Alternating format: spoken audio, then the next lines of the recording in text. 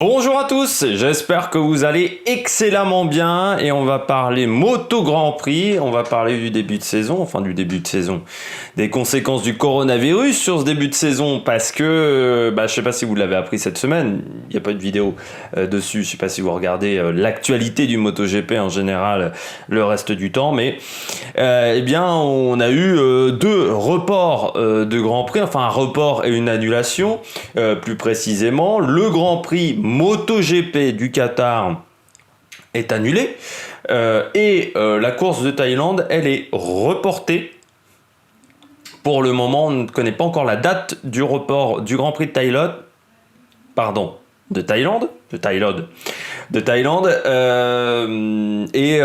On a également, par contre, le Grand Prix des États-Unis et le Grand Prix d'Argentine, pour le moment, sont maintenus. On a eu des communiqués qui sont arrivés, qui nous indiquaient que c'était, bien entendu, confirmé du côté de ces deux courses-là.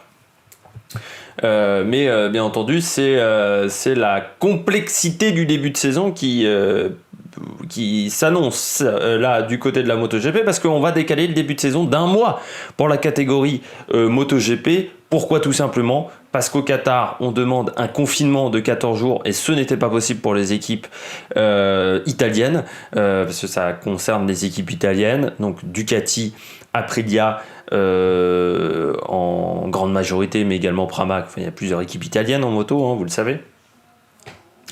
Et du côté de la Thaïlande, c'est une annulation des grands événements sportifs en Thaïlande à cause du coronavirus. Donc voilà, report pour la Thaïlande, annulation pour la MotoGP, en sachant que pour la MotoGP, par contre, pour le week-end qu'aura lieu ce week-end, cette belle répétition, pour le week-end qui va avoir lieu 7-8 mars, on aura par contre les Moto 2, les Moto 3, parce qu'elles étaient en test lorsqu'on a annoncé l'annulation, et donc elles ne sont pas concernées par le confinement lors de leur arrivée, vu qu'elles étaient déjà sur place. Elles ont dû par contre rester sur place, et les équipes auront donc leur course. Donc on n'aura que les Moto 2, les Moto 3. Bien entendu, il y aura le débrief. Le débrief donc arrivera un peu plus tôt pour ces catégories-là. Comme vous le savez, je suis le seul à le faire. Putain, je me la pète. Un truc de dingue. Mais on va revenir sur la MotoGP avec l'annulation de ces deux courses, l'annulation, le report. C'est une mauvaise nouvelle quand même pour la MotoGP parce que ça va être compliqué. Alors, du côté du Qatar, c'était quasiment impossible à reprogrammer parce que le Superbike a également annulé ses courses. Il faut savoir que le circuit de Losail va connaître un resurfaçage et on va également changer les lumières du Grand Prix de Losail qui se déroule de nuit, pour ceux qui ne le sauraient pas. Donc il va y avoir une grosse remise à neuf du circuit et forcément ça va prendre du temps. Ça devrait être fait en fin d'année. Donc si on devait reprogrammer la course, c'était forcément dans un mois ou dans 2 mois. Sauf qu'on n'a pas de certitude très clairement aujourd'hui que la situation avec le coronavirus va s'améliorer dans ces prochains mois, dans les 2 ou 3 prochains mois. Et ensuite, c'est pas possible de reprogrammer, il faudra refaire une grande partie du circuit. On va refaire tout l'enrobé de la piste, rechanger les lumières, modifier 2-3 trucs sur le circuit de Losail pour 2021. Donc forcément, ça aurait été compliqué à reprogrammer. Et c'est compliqué déjà à reprogrammer dans les 2-3 prochains mois, parce qu'il y a quand même pas mal de grands prix cette année en moto. C'est également un problème pour le Grand Prix de Thaïlande, parce que vous savez très bien que le Grand Prix de Thaïlande, si on veut le redécaler, il faudra le redécaler tardivement dans la saison. On nous annonce qu'on devrait décaler Aragon d'une semaine pour caler ce Grand Prix de Thaïlande. Le souci, c'est que la Thaïlande, en fin de saison, c'est au niveau des conditions climatiques au mois de septembre. Est-ce que les conditions climatiques seront faciles pour les pilotes? Ce n'est pas sûr. Et ça va être compliqué également en termes de logistique pour beaucoup d'équipes, parce que si on va en Thaïlande puis pour aller en Aragon, ou est-ce qu'on fera l'inverse, c'est-à-dire qu'on ira en Aragon beaucoup plus tôt, mais il fait très chaud en Aragon, par exemple au mois d'août, donc ça peut être compliqué de caler cette course de Thaïlande, même s'il y a l'envie de Carlos Espieleta, le directeur de la Dorma, qui gère donc tout l'aspect financier de la moto, de le faire. Ça risque d'être un petit peu compliqué pour moi, je pense, c'est mon avis, de reprogrammer la course. Et après, est-ce qu'on va avoir d'autres annulations de course sur le reste de la saison? Bien, c'est ce qu'on va voir tout de suite. Est-ce qu'on aurait des potentialités d'annulation qui pourraient arriver vite? Donc on va regarder tout de suite le calendrier de la moto, parce que je ne le connais pas par cœur. Le calendrier de cette saison 2020 de moto, en sachant qu'on n'a pas encore eu d'informations par rapport aux 24 heures du Mans moto. Les 24 heures du Mans auto, pour le moment, ACO, pardon, l'ASO, je confonds les deux. ACO n'a pas donné des informations comme quoi il suivait la situation, mais pour le moment, la manche aurait lieu, sauf que je rappelle que c'est au mois de juin. Donc du côté de la saison, est-ce qu'on pourra avoir des soucis pour organiser certaines courses? Techniquement, pour le moment aux États-Unis, le Grand Prix a lieu au Texas. La situation est critique en Californie. On a eu des morts en Californie. Pour le moment, au Texas, il ne semblait pas, selon les informations que j'avais regardées, qu'il y avait des cas au Texas. Donc, pour le moment, sur le circuit des Amériques, la course se tiendrait. Je rappelle, elle est encore dans 27 jours. Hein, donc la situation peut largement évoluer d'ici là. Du côté du Grand Prix d'Argentine, pour le moment, on a peu de cas en Amérique du Sud du coronavirus, donc c'est là aussi les 15 jours après, normalement ça devrait avoir lieu.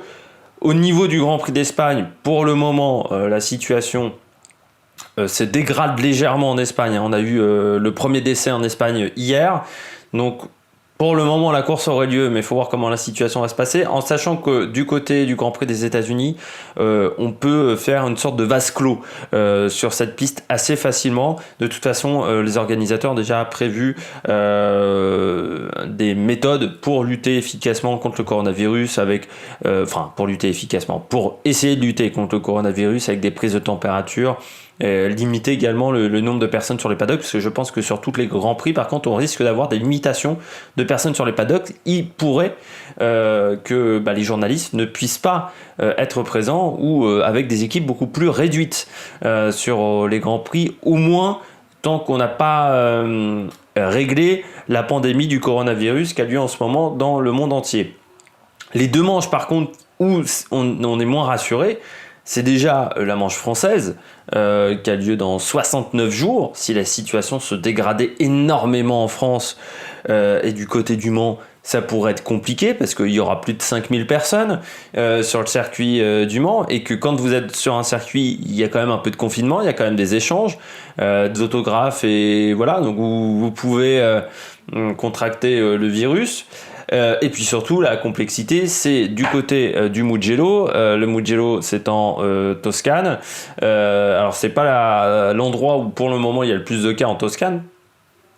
Mais l'Italie, je rappelle, est dans une situation où on a plus de 100 morts à l'heure où je vous parle, donc en ce 5 mars à 14h37, parce que j'enregistre cette vidéo juste après celle d'Estrade Bianche, et donc la situation est quand même pas évidente pour réaliser un Grand Prix moto, même en Toscane, vu les conditions pour le moment au niveau de ce virus, pardon. Ensuite, on aura le Grand Prix d'Espagne, le Grand Prix d'Allemagne. Il y a quand même quelques cas en Allemagne, mais la situation est moins critique qu'en France et qu'en Italie, largement. Les Pays-Bas, pour le moment, j'ai pas vu de cas aux Pays-Bas, donc la situation a l'air d'être sous contrôle. Il y aurait ensuite la Finlande, la République tchèque, l'Autriche. Du côté de la Grande-Bretagne, c'est encore dans 174 jours, mais si la situation se dégradait, il faudrait faire attention. L'Italie, de nouveau, avec le Grand Prix de Saint-Marin, du côté de Misano. Là, on est sur beaucoup plus proche du foyer pour le moment d'épidémie du côté de l'Italie. Donc en septembre, pour le moment, j'ai envie de dire que on peut pas savoir ce qui va se passer. Mais si la situation restait critique comme elle l'est actuellement, ça pourrait être compliqué d'organiser le Grand Prix de Misano. Donc ça veut dire qu'on serait déjà à 3 manches quand même menacées, plus une annulée, donc ça fait 4. 5 si on ne peut pas effectuer le report de la Thaïlande. Et puis n'oublions pas également le Grand Prix du Japon du côté de Motegi. Là aussi, ça peut être compliqué d'organiser cette course si la situation se dégrade, ce qui ferait donc 5 ou 6 manches menacées. Ça vous change énormément le championnat. N'oublions pas également l'Australie qui fait plutôt des... Enfin, on a souvent des confinements importants en Australie. On sait que ça commence un petit peu. Pour le moment, on est juste sur du déclaratif, mais si le confinement était mis en place en Australie, ça serait compliqué de faire Japon-Australie, vu qu'il y a 7 jours entre les deux, et ensuite de pouvoir quitter le Japon pour aller en Malaisie, juste derrière, parce que l'enchaînement de courses est assez restreint, c'est-à-dire que l'espace entre les deux courses est assez restreint. Donc c'est là où on voit que la saison MotoGP peut être vraiment impactée par ce coronavirus. Je ne parle même pas de confinement supplémentaire pour les équipes italiennes qui ne pourraient pas aller sur certaines manches, que ça soit en MotoGP, Moto2, Moto3. Est-ce qu'on ferait partir quand même les grands prix si Ducati ne peut pas venir, si Aprilia ne peut pas venir, ou est-ce que ça serait des manches hors championnat, ce qui est également faisable? Eh bien là encore, peu d'informations de la part de la Dorma. Ça serait bien quand même qu'on ait quelques informations du côté de la Dorma. Autant la FIA, on a des informations du côté de la F1 sur ce qui se passerait en cas d'équipes qui ne pourraient pas venir.